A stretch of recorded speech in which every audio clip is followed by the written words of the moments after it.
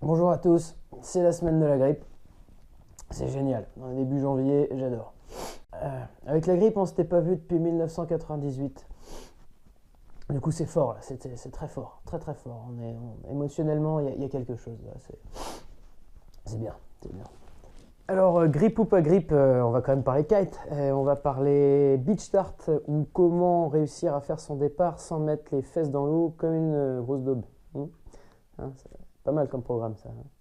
Donc des beach start, il y en a de toutes les sortes. Après, ça va varier également avec la direction du vent. Certains beach start, vous pourrez les faire avec un vent offshore ou avec un vent side. Voilà.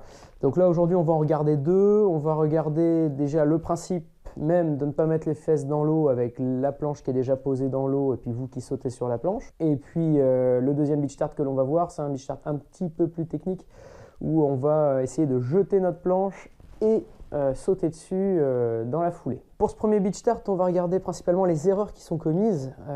Donc vous imaginez, vous avez la planche sur l'eau, vous allez vouloir sauter dessus pour partir. Là, en général, les gens pensent sauter dessus, donc vitesse, donc départ, donc ils envoient leur kite dans la zone de puissance au moment où ils sautent sur la planche, ce qui est extrêmement déséquilibrant. Ça demande d'être très rapide, très précis, et donc en général, ça se solde par une boîte. Donc, au contraire, faites les choses différemment.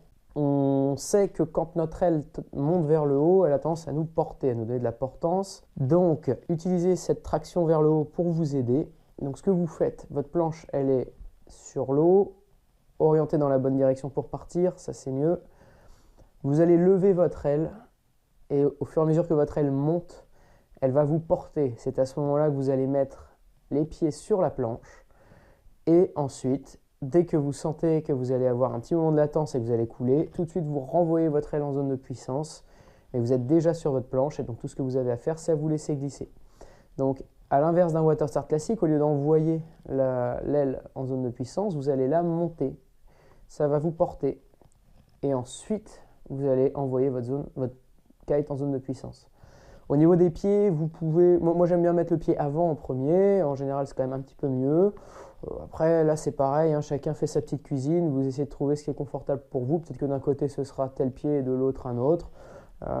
Voilà, là encore une fois, pas de règles figées, mais à vous de vous sentir à l'aise et équilibré. Le deuxième beach start que l'on va regarder aujourd'hui, il est un peu plus technique puisque là il va falloir courir, on est en mouvement, ça va être beaucoup plus rapide. Pour l'orientation du vent, privilégiez un vent side. Avec un vent onshore, c'est pas la peine, ça va être très compliqué. Side on, ça va être un peu difficile.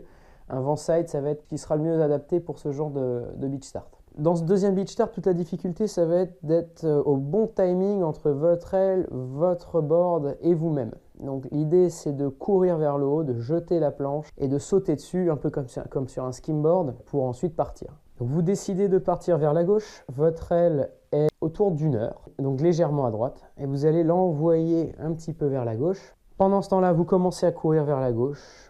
Et grosso modo, il faut que quand vous arriviez au bord de l'eau et que vous jetiez votre planche devant vous, c'est bien que votre aile, elle soit entre 11h et 10h, mais surtout pas plus bas.